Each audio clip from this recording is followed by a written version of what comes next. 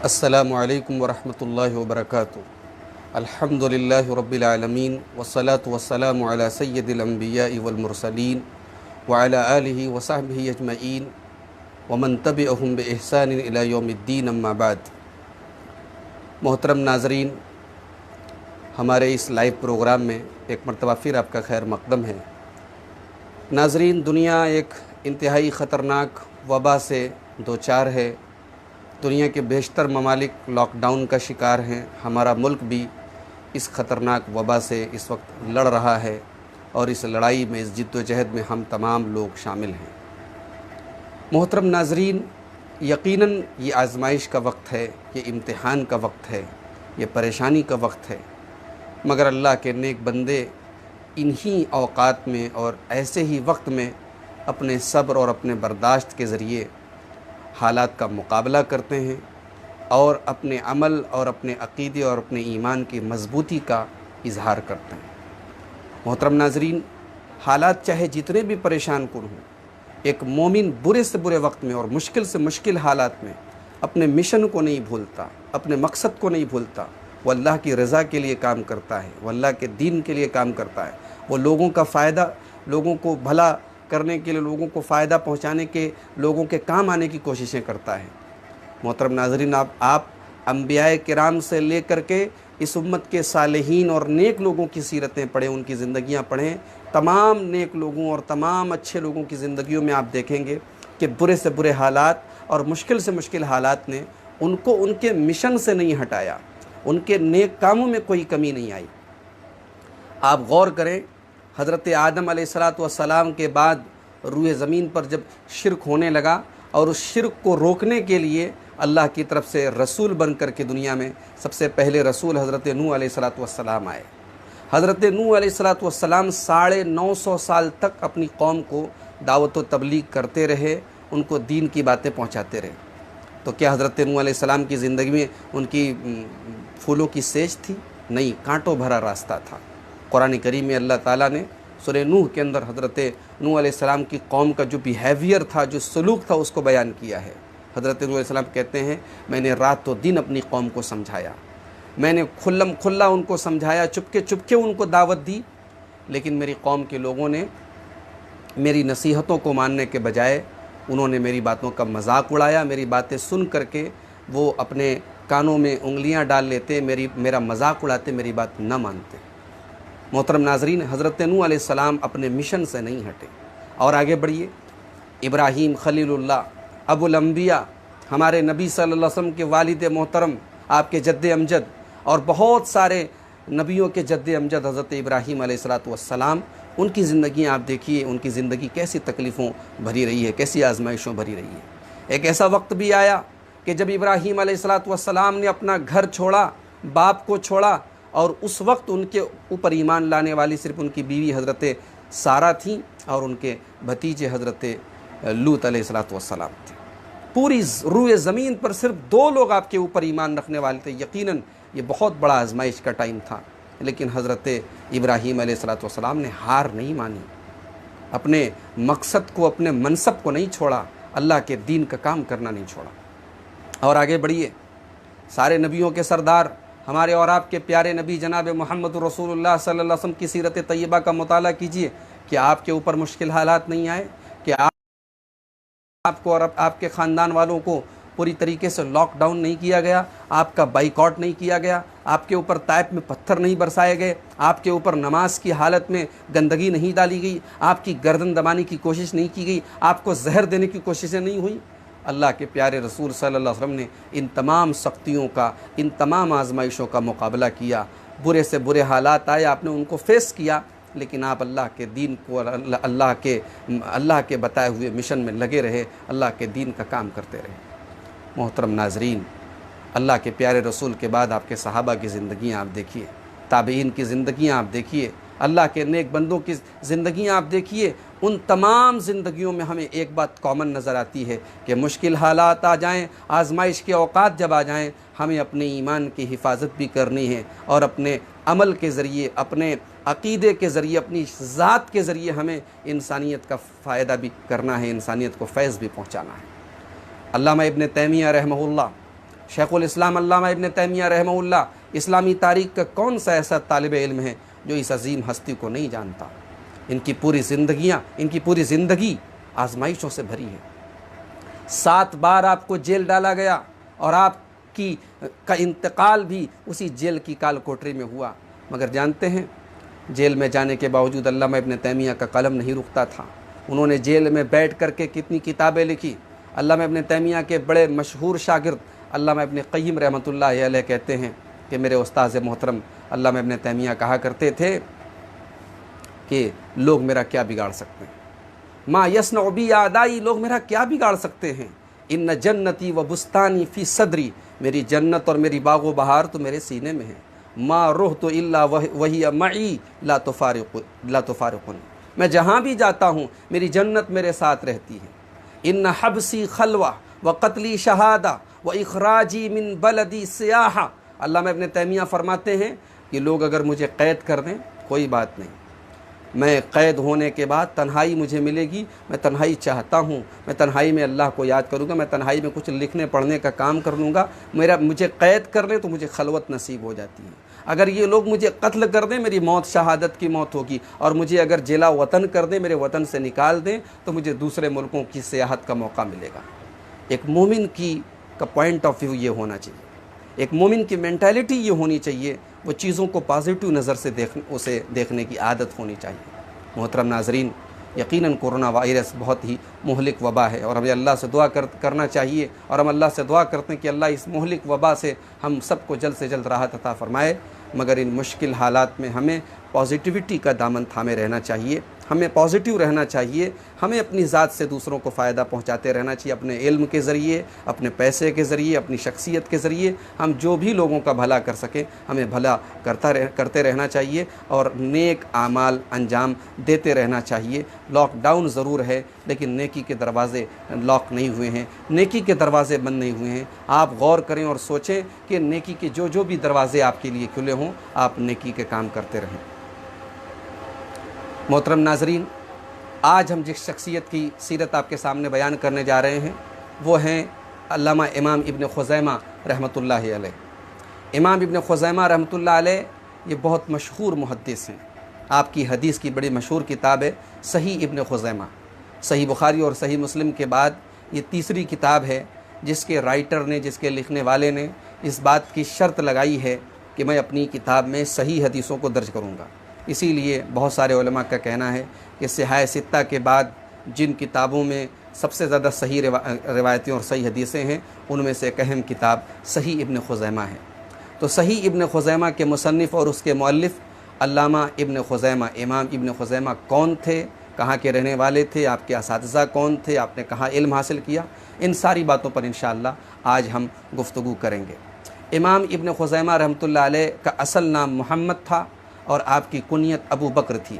आपका सिलसिला नसब कुछ इस तरीके से है, मोहम्मद बिन इसहाक़ बिन खुज़ैमा बिन मुगीरा बिन सालिह बिन बिक्र अस्सुलमी। आप ईरान के मशहूर शहर निसापुर में पैदा हुए। सन 223 हिजरी में आपकी वलादत हुई। आप एक दीनदार घराने में पैदा हुए। जब आपने होश संभाला, जब लिखने पढ़ने की उम्र हुई तो आपके दिल में ये तमन्ना बेदार हुई उस दौर के हालात को देखते हुए कि आप अल्लाह के रसूल सल्लल्लाहु अलैहि वसल्लम की हदीसों को सीखें। और उस ज़माने के एक मशहूर मुहद्दिस अल्लामा क़ुतैबा इब्न सईद से आपने इल्म हदीस सीखने का इरादा किया। आपके वालिद ने आपकी दिलचस्पी को देखते हुए कहा कि बेटा पहले तुम कुरान मजीद हिफ्ज़ कर लो, उसके बाद हम तुम्हें हदीस पढ़ने के लिए इमाम क़ुतैबा के पास भेजेंगे। चुनांचे इंतहाई कम उम्र में इमाम इब्न खुज़ैमा रहमतुल्लाहि अलैह ने कुरान करीम को हिफ्ज़ कर लिया। जब कुरान हिफ्ज़ कर लिया, बाप ने कहा कि कम से कम एक मरतबा तुम तरावी के अंदर पूरा कुरान सुना लो, उसके बाद तुम हदीस सीखने जाना। रमज़ान आया, इमाम इब्न खुज़ैमा ने तरावी सुनाई, पूरा कुरान ख़त्म किया और उसके बाद इमाम इब्न खुज़ैमा रहमतुल्लाह अलैह हदीस सीखने के लिए अपने पड़ोसी शहर मर्व गए, जहाँ उस वक्त के बहुत मशहूर मुहद्दिस मोहम्मद इब्न हिशाम हदीस का दर्स दे रहे थे। वहाँ वो हदीस पढ़ने लगे। उसी दौरान हज़रत इमाम क़ुतैबा इब्न सईद के इंतकाल की ख़बर आ गई। मोहतरम नाज़रीन, अंदाज़ा लगाइए कि अभी एक छोटा बच्चा है, 10 साल 12 साल का बच्चा है, हमारे यहाँ इस उम्र के बच्चे आम तौर से खेला कूदा करते हैं, पढ़ने लिखने से बहुत दूर रहते हैं या उतनी उनके अंदर संजीदगी नहीं होती। लेकिन ये 8-10 साल का बच्चा है, प्यारे रसूल की हदीसों को सीखना चाहता है, बाप उसको कुरान का हाफिज़ बनाता है और उसके बाद प्यारे रसूल की हदीसों को सीखने के लिए आज़ाद छोड़ देता है। चुनांचे वक्त का ये मुहद्दिस बहुत बड़े बड़े मुहद्दिसीन के सामने ज़ानुए तलब मुस्तह करता है और इस्लामी हुकूमत के बड़े बड़े शहरों में जहाँ इल्म हदीस पढ़ाई जाती है, इल्म हदीस पढ़ाया जाता है और अल्लाह के प्यारे रसूल की हदीसों का दर्स होता है और क़ाला रसूलुल्लाह की सदाएं बुलंद होती हैं। इमाम इब्न खुज़ैमा उन तमाम जगहों का सफ़र करते हैं। आप नीसापुर के अलावा मर्व, रे, शाम और इसी तरीके से अल जज़ीरतुल अरब, वासित, बगदाद और बसरा और कूफा जैसे शहरों का आप रुख करते हैं और उन तमाम जगहों पर जा कर के मुहद्दिसीन किराम से इल्म हदीस को लेते हैं। आपके असातिज़ा में वक्त के बड़े बड़े हुफ़ाज़ और बड़े बड़े इमा का नाम आता है। इमाम इसहाक़ इब्न राहवे, इमाम मोहम्मद इब्न मेहरान, इमाम अब्दुल जब्बार इब्न आला, इमाम मोहम्मद इब्न हर्ब, हत्ता कि इमाम बुखारी और इमाम मुस्लिम रहमतुल्लाह अलैह से भी आपने हदीसों को रिवायत किया है। आपने जिस तरीके से हदीसों को सीखा, आप जब हदीस का दर्स देने लगे, आपके हल्क़े दर्स में बहुत बड़े बड़े मुहद्दिसीन और बहुत बड़े बड़े इमा शामिल हुए। यहाँ तक कि सहीहैन के अलावा इमाम बुखारी और इमाम मुस्लिम ने अपनी किताब सही बुखारी और सही मुस्लिम के अलावा उसके बाहर बहुत सारी हदीसें इमाम इब्न खुज़ैमा से रिवायत की हैं और इनके अलावा भी बहुत सारे अइम्मा ने इमाम इब्न खुज़ैमा से इल्म हदीस का दर्स लिया है। मोहतरम नाज़रीन, इमाम इब्न खुज़ैमा रहमतुल्लाह अलैह ने अपनी मसरूफ़ ज़िंदगी में दर्स व तदरीस के अलावा तसनीफ़ व तालीफ़ का काम भी बरकरार रखा और 140 से ज़्यादा अपने किताबें लिखी। ये अलग बात है कि मरूर ज़माना में अक्सर किताबें आपकी मरूर ज़माना की नज़र हो गई और आज हमारे सामने इब्न खुज़ैमा की बस 1-2 किताबें मिलती हैं। ज़्यादातर किताबें नापैद हैं, अवेलेबल नहीं हैं, दस्तयाब नहीं हैं। लेकिन इमाम हाकिम कहते हैं फ़ज़ाइल इब्न खुज़ैमा मजमूअतुन इंदी फ़िल औराक़ कसीरा। कहते हैं इमाम इब्न खुज़ैमा के फ़ज़ाइल मेरे पास कई सफ़हात में लिखे हुए हैं। व मुसन्नफ़ातुहु तज़ीदु अला मिअतिन व अर्बईन किताबन सिवल मसाइल। कहते हैं कि इमाम इब्न खुज़ैमा ने 140 किताबों से ज़्यादा किताबें लिखी हैं और आपने उसके अलावा जो फ़तवे दिए हैं, जो मसाइल बयान किए हैं, वो उसके अलावा हैं। अगर उन मसाइल को जमा किया जाए तो इमाम हाकिम कहते हैं कि 100 जिल्दें तैयार हो जाएंगी। और आगे इमाम हाकिम कहते हैं कि हज़रत बरीरा की हदीस के सिलसिले में इमाम इब्न खुज़ैमा की एक किताब 3 हिस्सों में 3 अज्ज़ा में मौजूद है। मोहतरम नाज़रीन, इमाम इब्न खुज़ैमा की अक्सर किताबें आज नहीं मिलती, लेकिन उनकी सबसे अहम किताब आज हमारे पास मौजूद है। उस किताब का नाम है सहीह इब्न खुज़ैमा। इस किताब का पूरा नाम है मुख्तसरुल मुख्तसर मिनल मुस्नद अस्सहीह अनिन नबी सल्लल्लाहु अलैहि वसल्लम बेनक़्लिल अदली अनिल अदली मौसूलन इलैहि सल्लल्लाहु अलैहि वसल्लम मिन गैर क़त्इन फ़ी अस्नाइल इस्नाद वला जुरहिन फ़ी नाक़िलिल अख़बार। इस किताब का इतना लंबा नाम है, यानी इस किताब के अंदर मुख्तसर उन अहादीस को जमा किया गया है जो अल्लाह के रसूल सल्लल्लाहु अलैहि वसल्लम से सही सनद से वारिद हैं। ये किताब मोहम्मद मुस्तफ़ा अल आज़मी की तहक़ीक़ के साथ बैरूत से छप चुकी है और आज अहले इल्म के हाथों में है। मोहतरम नाज़रीन, इमाम इब्न खुज़ैमा रहमतुल्लाहि अलैह इंतहाई हक़ गो और सच्चाई का ऐलान करने वाले थे और सच बात कहने से कभी वो किसी से दबते नहीं थे, डरते नहीं थे। चुनांचे एक मरतबा अमीर इस्माइल बिन अहमद ने उनके सामने कोई हदीस पढ़ी। जो वक्त का अमीर है, जो उस इलाके का अमीर है, और उसने आपके सामने कोई हदीस पढ़ी जिसकी सनद में उसको वहम हो गया और सनद उसने गलत पढ़ी। इमाम इब्न खुज़ैमा रहमहुल्लाह ने उसकी फ़ौरन इस्लाह की और सही सनद बयान की।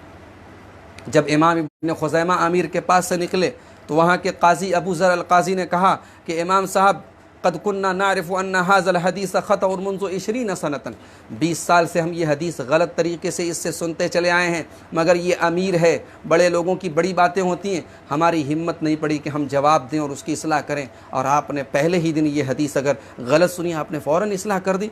इमाम इब्न खुज़ैमा रहमतुल्लाहि अलैह ने जो जवाब दिया वो हम सब के लिए इबरत है। कहते हैं ला यहिल्लु ली अन अस्मा हदीस रसूलिल्लाहि सल्लल्लाहु अलैहि वसल्लम फ़ीहि ख़तउन औ तहरीफ़ुन। कहा कि हो ही नहीं सकता कि अल्लाह के रसूल की कोई हदीस मेरे सामने गलत पढ़ी जाए और मैं चुपचाप सुन लूँ, वला अरुद्दुहु, और मैं उसका जवाब न दूँ, मैं उसकी इस्लाह न कहूँ। ये है जज्बा इमाम इब्न खुज़ैमा के अंदर हक़ बयान करने का। मोहतरम नाज़रीन, इमाम इब्न खुज़ैमा रहमहुल्लाह बहुत अमीर तो नहीं थे, बहुत दौलतमंद तो नहीं थे, बहुत ही सादा ज़िंदगी गुजारा करते थे, मगर अल्लाह ने बहुत गनी बनाया था आपको। आप दिल के तवन्गर थे, दिल के गनी थे, सखावत व फयाज़ी आपके अंदर कूट कूट कर भरी थी। आपके पोते मोहम्मद इब्न अल-फज़ल कहते हैं, काना जद्दी अबू बकरिन ला यद्दकिरु शैअन जुदहु बल युनफ़िक़ुहु अला अहलिल इल्म।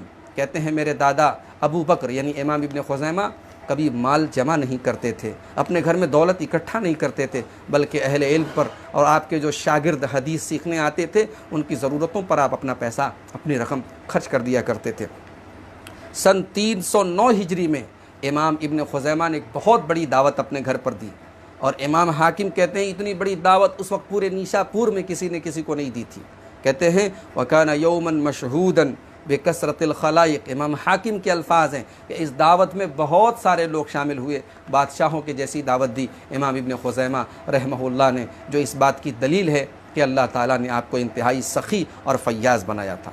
मोहतरम नाजरीन, अइम्मा की नज़र में, मुहद्दिसीन की नज़र में क्या मकाम है इमाम इब्न खुज़ैमा का, आइए ज़रा देखते हैं। इमाम इब्न हिब्बान कहते हैं मा रअयतु अला वजहिल अर्ज़ि मन युहसिनु सनाअत अस्सुनन व यहफ़ज़ु अल्फ़ाज़हा सिहा व ज़ियादातिहा हत्ता कअन्न अस्सुनन कुल्लहा बैन ऐनैहि इल्ला मुहम्मद इब्न इसहाक़।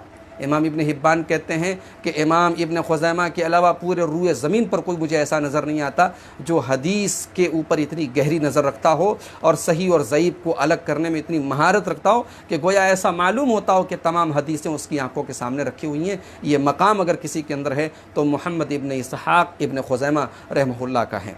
इमाम इब्न कसीर कहते हैं हुआ मिनल मुज्तहिदीन फ़िल इस्लाम। इमाम इब्न खुज़ैमा रहमतुल्लाहि अलैह मुज्तहिदीन में से हैं। आप ख़ुद इस मकाम पर हैं कि शरई मसाइल में इज्तिहाद करते हैं। आप किसी ख़ास फ़िक़ही मकतब फ़िक्र से आपका ताल्लुक़ नहीं है, बल्कि आप ख़ुद डायरेक्ट इस्तिंबात और इज्तिहाद की सलाहियत रखते हैं। इमाम अद-दारक़ुतनी रहमतुल्लाहि अलैह कहते हैं काना इब्न खुज़ैमा इमामन सबतन मादूमन नज़ीर। इमाम इब्न खुज़ैमा बहुत बड़े इमाम थे और बड़ा ऊंचा मकाम था और बेनज़ीर थे, आपकी कोई मिसाल नहीं मिलती। इमाम ज़हबी और इमाम नौवी रहमतुल्लाह अलैह कहते हैं अल हाफ़िज़ अल हुज्जा।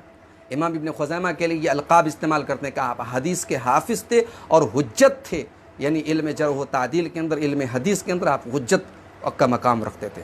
सन 311 हिजरी में 3 ज़िलक़ादा सनीचर के दिन इमाम इब्न खुज़ैमा का इंतकाल हुआ और आप अपने घर के एक कमरे में दफन किए गए। मोहतरम नाज़रीन, आखिर में एक बहुत अहम बात ये बताना चाहूँगा कि इमाम इब्न खुज़ैमा रहमतुल्लाहि अलैह को अल्लाह ताला ने इत्तिबाए सुन्नत का जज्बा भी बहुत वाफिर मिक़दार में अता किया था।